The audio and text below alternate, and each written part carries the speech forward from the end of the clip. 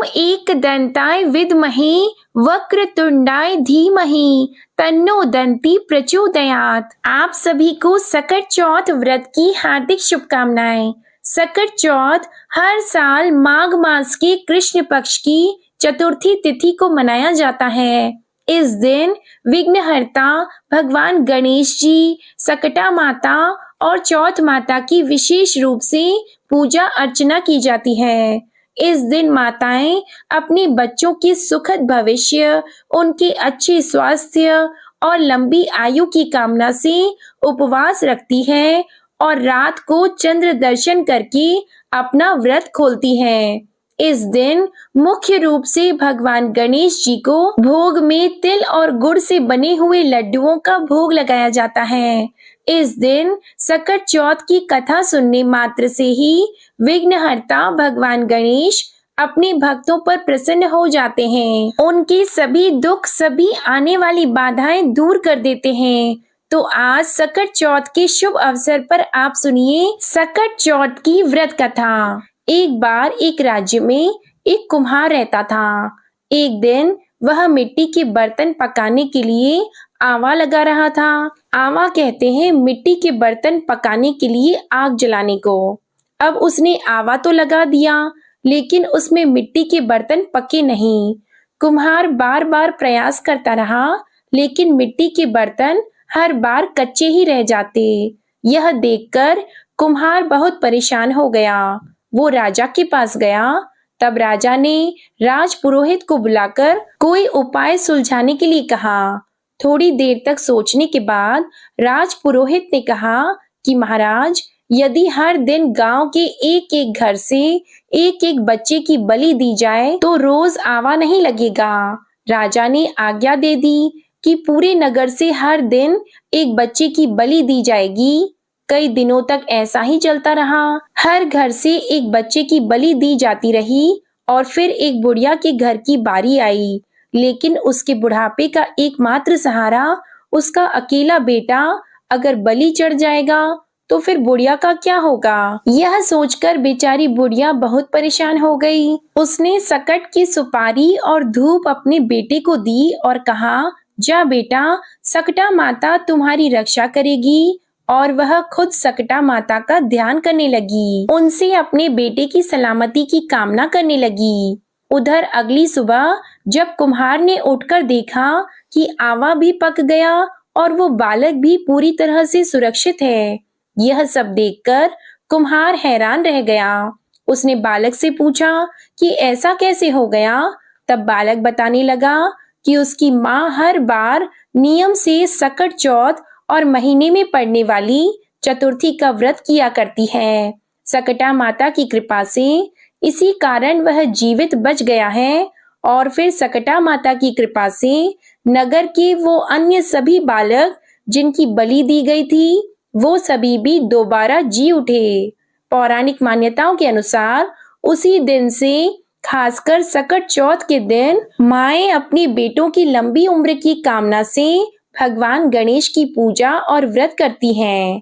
अब सुनिए सकट चौथ के दिन सुनी जाने वाली देवरानी और जेठानी की कथा। सकट चौथ की पौराणिक कथा के अनुसार एक बार एक शहर में देवरानी और जेठानी रहा करती थी।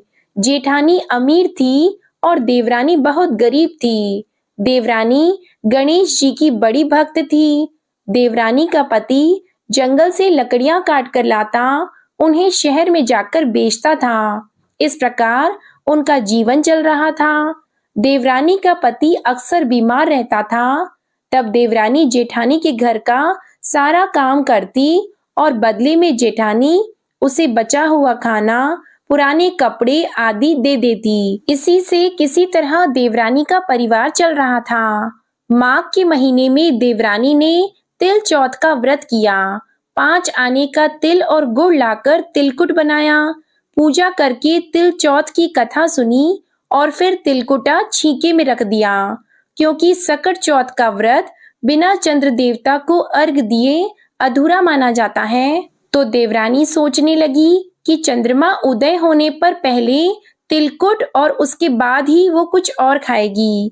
कथा सुनकर वो जेठानी के यहाँ चली गई। खाना बनाकर जेठानी के बच्चों से उसने खाना खाने के लिए कहा। तब बच्चे कहने लगे कि माँ ने व्रत किया है और माँ भूखी है।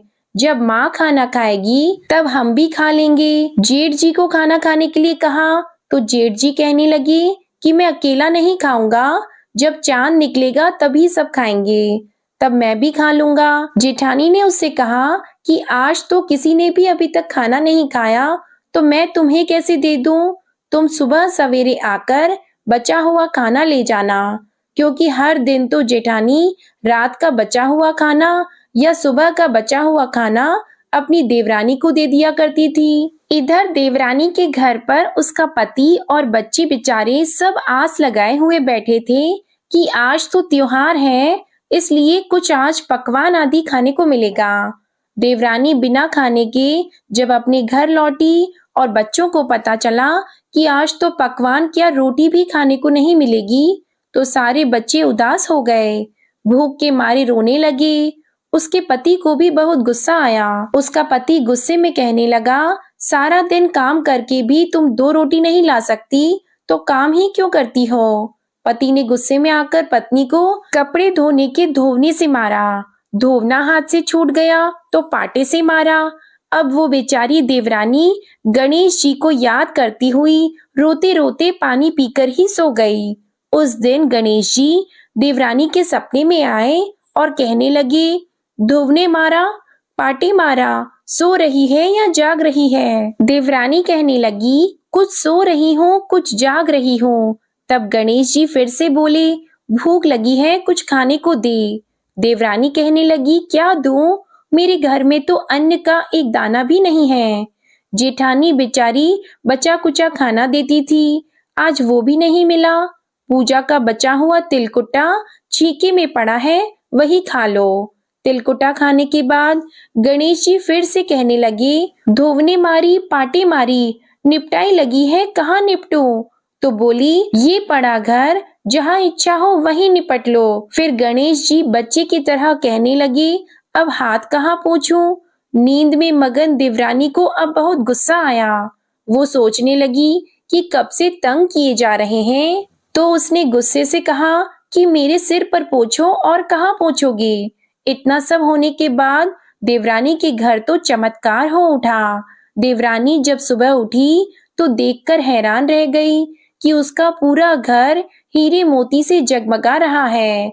सिर पर जहाँ विनायक जी पोंछे थे, वहां तो हीरे के टीके और बिंदी जगमगा रही थी। उस दिन देवरानी अपनी जेठानी के यहाँ काम करने के लिए नहीं गई। बड़ी देर तक देवरानी की राह देखने के बाद जेठानी ने अपने बच्चों को देवरानी को बुलवाने के लिए भेजा। जेठानी सोच रही थी कि शायद मैंने कल अपनी देवरानी को खाना नहीं दिया, हो सकता है इसलिए मेरी देवरानी बुरा मान गई है, इसलिए आज नहीं आई होगी। तो बच्चे बुलवाने गए तो कहने लगे, चाची चलो, माँ ने बुलाया है, सारा काम पड़ा हुआ है। देवरानी कहने लगी, अब उसकी जरूरत नहीं है, मेरे घर में अब सब कुछ है। गणेश जी भगवान ने मुझ पर बड़ी कृपा की है। अब बच्चे अपने घर गए। घर जाकर अपनी माँ को बताया कि माँ चाची का घर तो पूरा हीरे मोतियों से जगमगा रहा है। अब उनका घर पहले की तरह टूटा फूटा नहीं रहा। जेठानी ने ये सुना तो उसे विश्वास नहीं हुआ। वे सोचने लगे बच्चे मजाक कर रहे होंगे। फिर वे दौड़ी दौड़ी अपनी देवरानी के घर आईं और जो कुछ उसने देखा उसकी आंखें खुली की खुली रह गईं। वो देवरानी से पूछने लगी, अरे ये सब कैसे हुआ? तब देवरानी तो बड़ी सीधी सादी थी, बहुत भोली थी। उसने उसके साथ जो कुछ हुआ सब कुछ अपनी जेठानी से कह दिया। जेठानी बड़ी चालाक थी। घर लौटकर जेठानी ने अपने पति से कहा कि आप मुझे धोवने और पाटे से मारो। उसका पति कहने लगा, अरे भल मानस, मैंने तो तुम्हारे ऊपर कभी हाथ तक नहीं उठाया, मैं भला तुम्हें धोवने और पाटे से कैसे मार सकता हूँ? लेकिन जेठानी मानी ही नहीं और वो जिद करने लगी कि मुझे पीटो। मजबूरन उसके पति को उसे मारना ही पड़ा। अब उसने ढेर सारा घी डालकर चूरमा बनाया और छीके में रखकर सो गई। रात को चौथ विनायक जी सपने में आए और कहने लगे, भूख लगी है, क्या खाऊं? तो जेठानी कहने लगी, हे गणेश जी महाराज, मेरी देवरानी के यहाँ तो आपने सूखा तिलकुट्टा खाया था। मैंने तो ढेर सारा घी डालकर चूरमा बनाकर आपके लिए छीके में रख दिया है। फल और मेवे भी साथ में रखे हैं। हे गणपति जी, जो चाहे वो आप खा लीजिए। सारा चूरमा खाने के बाद गणपति जी कहने लगे, अब निपटे कहाँ? तो जेठानी कहने लगी, उसके यहाँ तो टूटी फूटी झोपड़ी थी, मेरे यहाँ तो कंचन का महल है, जहाँ चाहो निपट लो। तब गणेश जी ने पूछा, अच्छा ठीक है, अब बताओ मैं पोंछूं कहाँ? तो जेठानी कहने लगी, मेरे माथे पर बड़ी सी बिंदी लगाकर पोंछ लो। जेठानी तो बहुत चालाक थी और उसके मन में धन का लालच भी था। धन की लालची जेठानी सुबह सुबह बड़ी जल्दी उठ गई। सोचने लगी कि आज तो मेरा घर हीरे जवाहरात से भर चुका होगा और मैं तो देवरानी से ज्यादा अमीर बन जाऊंगी। लेकिन जब वह सुबह उठी तो उसने देखा हीरे मोती की जगह उसके घर में तो गंदगी फैली हुई थी और बड़ी तेज बदबू आ रही थी। उसके सिर पर भी बड़ी सी बिंदी की जगह गंदगी लगी हुई थी। तब उसने कहा, हे गणेश जी महाराज, ये आपने क्या कर दिया? मुझसे रूठे और देवरानी पर टूटे। जेठानी बहुत दुखी हो गई। उसे गुस्सा भी आ रहा था। जेठानी ने किसी तरह अपने घर की सफाई करने की कोशिश की, लेकिन गंदगी तो और ज्यादा फैलती चली गई।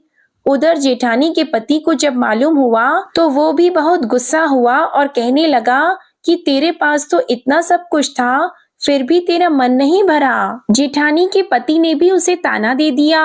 परेशान होकर चौथ के गणेश जी से वो विनती करने लगी। तब गणेश जी ने कहा, देवरानी से जलन के कारण तूने जो कुछ किया था, ये उसी का फल है। अब तू अपने धन में से आधा धन उसे देगी, तभी ये सब गंदगी साफ होगी। जेठानी ने किसी तरह अपना आधा धन बांट दिया, किंतु मोहरों की एक हांडी चूल्हे के नीचे उसने गाड़ कर रख दी थी। उसने सोचा, इसका पता तो किसी को नहीं चलेगा, और उसने वो छुपाया हुआ धन बांटा ही नहीं। छुपाए हुए धन को छोड़कर बाकी सारा धन उसने अपनी देवरानी को आधा आधा दे दिया और फिर गणेश जी से कहने लगी, हे गणपति भगवान, अब तो अपना ये बिखराव समेट लो। तब गणपति भगवान कहने लगे, अभी नहीं, पहले चूल्हे के नीचे जो गाड़ी हुई मोहरों की हांडी है उसे भी ताक में रख दो और 2 सुई के भी 2 हिस्से कर दो। इस प्रकार गजानन ने बाल स्वरूप में आकर सुई जैसी छोटी से छोटी चीज का भी बंटवारा कर दिया और उसके बाद ही अपनी माया समेटी। माया समेटते ही जेठानी के घर जो गंदगी फैली हुई थी वो भी दूर हो गई और जेठानी को उसके लालच का सबक भी दे दिया। हे गणपति महाराज, जैसे ही आपने देवरानी पर कृपा की, वैसी ही इस कथा को सुनने वाले सभी भक्तों पर करना, किंतु जैसी सजा जेठानी को दी वैसी किसी को मत देना। बोलो गणपति भगवान की जय। ये थी सकट चौथ के दिन सुनी जाने वाली पौराणिक कथाएं। आज के दिन सकटा माता और चौथ माता की कथा सुने बिना यह व्रत अधूरा रहता है। भगवान गणेश जी की पूजा अधूरी मानी जाती है। इसलिए अगर आप सकटा माता और चौथ माता की कथा भी सुनना पसंद करते हो तो हमारे चैनल पर ये वीडियोस भी अपलोडेड है। आप इन कथाओं को हमारे चैनल पर जरूर सुनिएगा। और आजकल आप हमारे चैनल पर माघ मास महात्म्य की कथाओं को भी हर दिन सुबह के समय जरूर सुन सकते हैं। आपको आज की कथा पसंद आई हो तो वीडियो को लाइक करिएगा, शेयर करिएगा, कमेंट में सकटा माता और भगवान गणेश जी की जय भी जरूर लिखिएगा। प्रेम से बोलिए भगवान गणेश जी की जय।